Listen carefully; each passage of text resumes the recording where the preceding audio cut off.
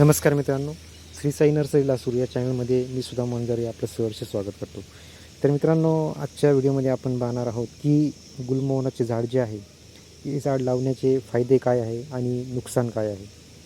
काही लोक म्हणतात की हे झाड सावली देत नाही, काही लोक म्हणतात की हे झाड ठिसूळ असतं आणि काही लोक म्हणतात की हे झाड सावलीसाठी चांगलं असतं आणि काही लोक विचारतात की सावलीसाठी खूप फास्ट वाढणारं झाड कोणतं. तरी काही नर्सरीवाले रिकमेंड करतात की गुलमोहराचं झाड खूप फास्ट वाढतं, त्यामुळे तुम्ही हे सावलीसाठी लावू शकता.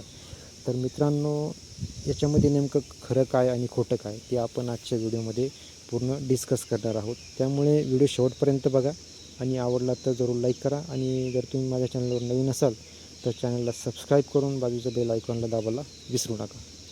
तर मित्रांनो, याचे फायदे आपण सर्वात अगोदर बघणार आहोत. तर मित्रांनो, हे झाडाचे फायदे म्हणजे हे झाड एव्हरग्रीन असतं आणि या झाडाकडे बघितल्यानंतर तुम्ही बघू शकता आपल्यालासुद्धा एक एनर्जी भेटते आणि हवेमध्ये हे झाड खूप छान दिसतं. आता या ठिकाणी बघू शकता हवा चालू आहे आणि हे झाड खूप छान पद्धतीने या ठिकाणी हवेमध्ये खेळतं आहे असं आपल्याला वाटते. हे बघून आपल्याला छान वाटतं. त्यानंतर दुसरा फायदा म्हणजे की हे झाड जे आहे, हे झाड जर आपण लावलं तर कमी पाण्यामध्ये कमी मेंटेनन्समध्ये हे झाड ग्रो होतं. त्यानंतर तिसरा फायदा म्हणजे कमीत कमी दिवसामध्ये हे झाड खूप जास्त वाढ करतं आणि खूप फास्ट गतीने हे झाड वाढतं. ही तिसरा फायदा झाला.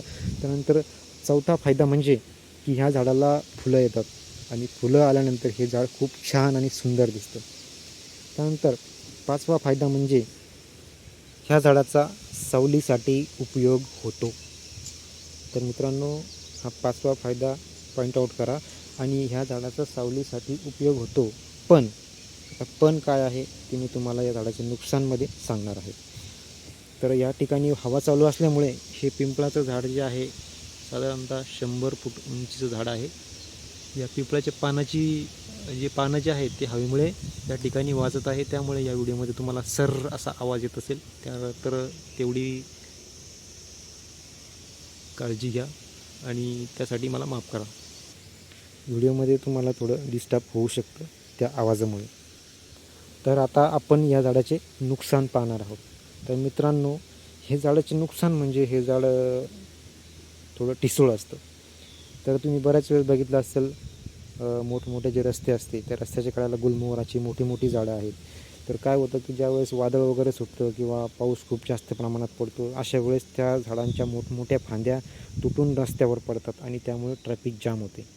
तर हे या झाडाचं नुकसान आहे की काय होतं की या झाडाचे थोड्या फांद्या ठिसूळ असल्यामुळे हे झाड जास्त वादळामुळे या झाडाच्या फांद्या तुटून कधीही पडू शकतात.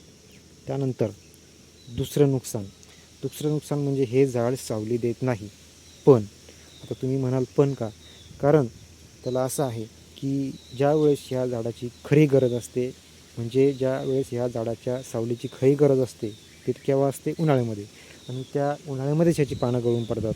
सर्व पानं गळून पडतात आणि सावली त्या झाडाखाली राहत नाही. 100% सावली देणारं झाड जे आहे ते फक्त 10 ते 20% सावली देतं. त्यामुळं काय होतं, या झाडाची सावली भेटत नाही. तरीसुद्धा या झाडाच्या फायद्यामध्ये तुम्हाला मी सांगितलं होतं की झाडाची सावली मिळते. तर ती कशी? तर ती फक्त हिवाळ्यामध्ये आणि पावसाळ्यामध्ये या झाडाच्या सावलीचा तुम्ही उपभोग घेऊ शकता.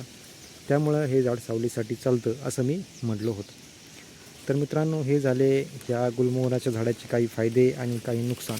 परंतु हे झाड लागवड करावं म्हणजे लावावं की नाही लावावं हे सर्वस्वी तुमच्यावर डिपेंड आहे. तुमच्या सोयीनुसार ते आपल्याला लावायचं आहे. जर तुम्हाला फक्त शोभेसाठी या झाडाची लागवड करायची असेल, या झाडाला फुलं खूप छान येतात आणि तुम्हाला पडदळीच्या ठिकाणी सावली म्हणून हे झाड लावायचं नसेल, तर तुम्ही हे झाड निवडू शकता. आता हे झाड लावावं कुठं? तर हे झाड गार्डनच्या ठिकाणी, ज्या ठिकाणी जास्त कोणी थांबणार नाही, वर्दळ नाही आणि त्याला फुलं येतील आणि फुलं आल्यामुळे हे झाड छान दिसेल. तर ह्यामुळे हे झाड तुम्ही गार्डनच्या ठिकाणी लावू शकता किंवा हे झाड तुम्ही जंगली भागामध्ये, ज्या ठिकाणी तुम्हाला डेन्स फॉरेस्ट वगैरे बनवायचं आहे, त्या ठिकाणीसुद्धा तुम्ही हे झाड लावू शकता. जंगलं ज्या ठिकाणी तयार करायचे आहे त्या ठिकाणी या झाडाची लागवड म्हणजे हे झाड लावलं जाऊ शकतं. परंतु जर तुम्हाला सावलीसाठी हे झाड लावायचं असेल तर काळजी घ्या की ह्या झाडाच्या फांद्या तुटतील आणि याच्यामुळं तुमचं काही आर्थिक आणि जीवितहानी होणार नाही याची तुम्हाला काळजी घ्यायची आहे. शक्यतो हे झाड घराच्या आजूबाजूला किंवा पार्किंगच्या ठिकाणी, ज्या ठिकाणी वाहनं लावली जातात, ज्या ठिकाणी माणसं थांबतात सावलीसाठी, अशा ठिकाणी हे झाड लावू नका. कारण वादळामुळे, जास्त हवेमुळे आणि पावसामुळे झाडाच्या फांद्या तुटून पडू शकतात. त्यामुळे जास्त वर्दळीच्या ठिकाणी हे झाड लावू नका.